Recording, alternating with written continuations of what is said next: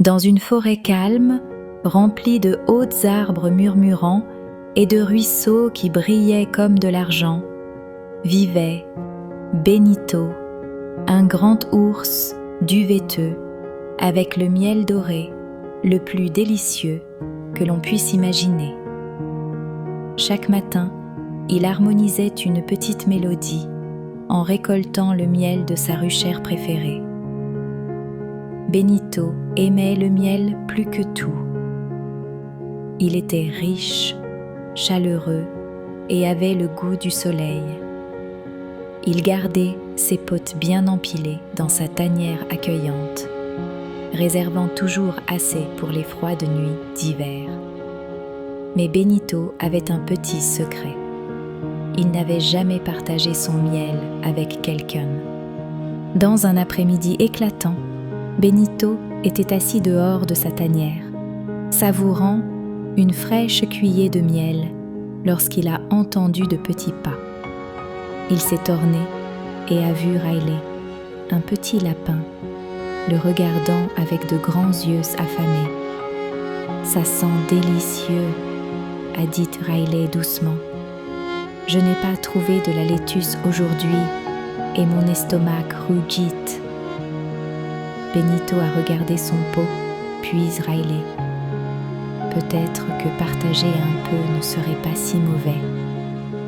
Lentement, il a pris une petite goutte et l'a déposée sur une feuille, puis l'a rendue au lapin. Riley a mordu et a exclamé avec joie « C'est la meilleure chose que j'ai jamais goûtée !» Alors que le soleil s'abaissait dans le ciel, davantage d'animaux passaient près de la tanière de Benito. Timo, le petit hérisson dont les fruits avaient été volés par un corbeau malicieux, s'arrêtait à proximité avec un regard triste. Puis vint Pipa, l'oiseau, trop fatigué pour rechercher des baies après un long vol. Benito savait exactement ce qu'il devait faire. Un par un, il partageait son miel, une cuillère pour Timo, quelques gouttes pour Pipa. Les animaux riaient et discutaient tout en savourant ce délicieux délice doré. Benito se sentait chauffé de l'intérieur, non seulement à cause du miel, mais aussi de la joie visible sur les visages de ses amis. Quand la nuit arriva, Benito se recroquevilla dans sa tanière, entouré de ses pots à moitié vides. Au lieu de se sentir triste d'avoir utilisé tellement de miel, il ressentit quelque chose de nouveau, une lueur merveilleuse et joyeuse dans son cœur. Le partage lui avait apporté une joie qu'il n'avait jamais ressentie. Il s'endormit en écoutant le bruissement paisible des feuilles à l'extérieur. Le lendemain matin, Benito se réveilla pour une surprise. À l'extérieur de sa tanière, ses amis avaient laissé de petits cadeaux, de la laitue fraîche, des pommes et des baies sucrées. Riley, Timo et Pipa chantaient « Merci de partager, Benito !»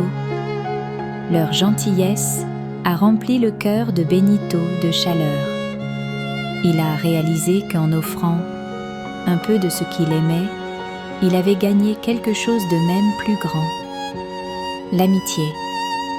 Benito a souri et a fredonné une mélodie joyeuse. À partir de ce jour, il s'est assuré de garder un peu plus de miel, sachant que les bonnes choses sont faites pour être partagées. Et ainsi, dans la forêt où les ruisseaux brillaient et les arbres murmuraient, Benito est devenu connu, non seulement comme l'ours au miel doré, mais aussi comme l'ours au cœur d'or.